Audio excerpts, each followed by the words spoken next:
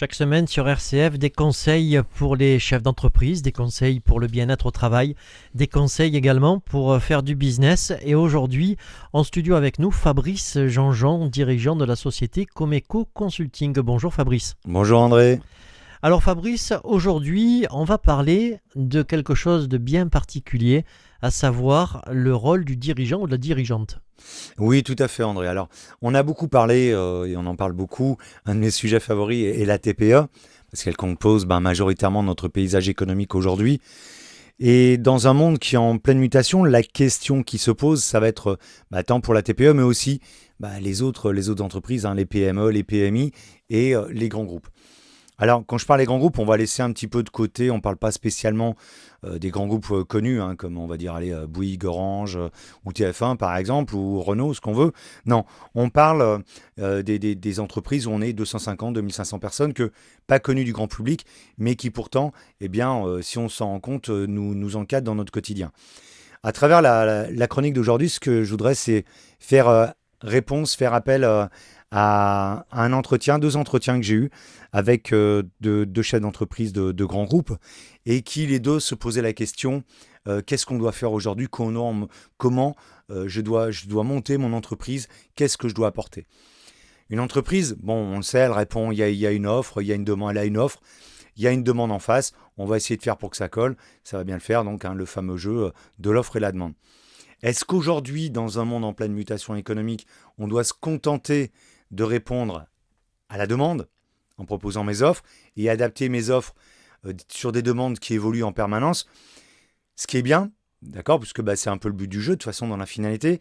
Mais la problématique d'aujourd'hui, c'est qu'on est toujours sur des visions à court terme, voire très court terme. Maximum, on est sur du moyen terme, c'est-à-dire à 2-3 ans, mais au-delà, c'est un peu compliqué. Donc savoir si on veut investir dans un nouvel entrepôt, un truc comme ça, c'est très compliqué. C'est vrai qu'effectivement, c'est très compliqué. Et se pose donc la question, est-ce qu'aujourd'hui, je dois donc répondre uniquement à la demande ou est-ce que je tente de porter une offre ? Et ce qui a été intéressant, c'est que j'ai eu 2 personnes en face de moi qui avaient la même problématique, qui plus est sur des réponses à appel d'offres, et qui se posent cette question-là. Et par rapport à cela, ça pose l'autre question du dirigeant, de la dirigeante. C'est que, est-ce que finalement, je ne dois pas revisiter, repositionner mon rôle de chef d'entreprise, à savoir est-ce que je dois diriger, c'est-à-dire dire ce qu'on doit faire, donner une direction, d'accord, ou redonner du sens à ce mot diriger, ou est-ce qu'au contraire, je deviens quelque part un guide, quelqu'un qui porte une vision. Voilà. Oui, mais Fabrice, vous savez tout comme moi qu'un chef ou une chef d'entreprise a toujours la tête dans le guidon. Donc, en plus, demander de porter une vision, ça me paraît très très compliqué. C'est très compliqué, d'autant que quand on écoute un petit peu donc, tout ce qui nous entoure, on se rend compte, comme le chef d'entreprise avec qui j'ai discuté, il me dit, moi je veux bien, la vision de la fin du monde, 2030, il faut être attentif, etc. Il n'y a pas de souci. Sauf que voilà, je suis plus confronté à la fin du mois plutôt qu'à la fin du monde. Et c'est finalement ce que nous a prouvé l'évolution du mouvement des Gilets jaunes.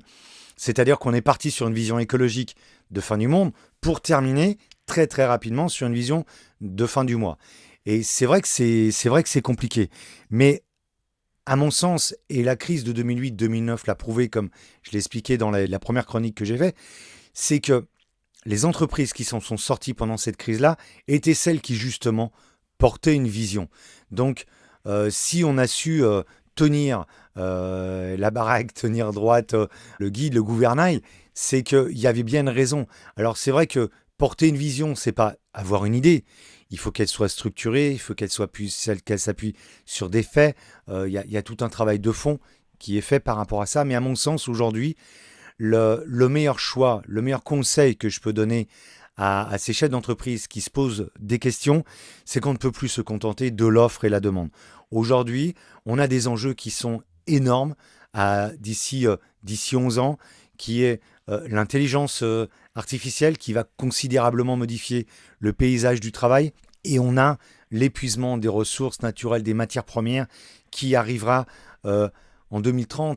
il faut véritablement réfléchir à ça. Donc, sans vouloir faire d'être dans l'alarmisme, c'est pas du tout ça, d'accord? Mais je pense que ceux qui porteront une vision, qui se donneront les moyens à un moment donné d'arrêter, de faire le fameux stop and think, eh ben, auront véritablement une chance de s'en sortir, parce que ne porter que l'aspect de l'offre et la demande, limite est exactement, si à un moment donné, la demande elle change et vous avez une offre qui ne correspond plus, le temps de vous remettre en route, vous avez perdu énormément et vous pouvez même carrément mettre votre entreprise en danger, voire cesser votre activité, parce que plus personne n'est prêt à payer pour votre offre.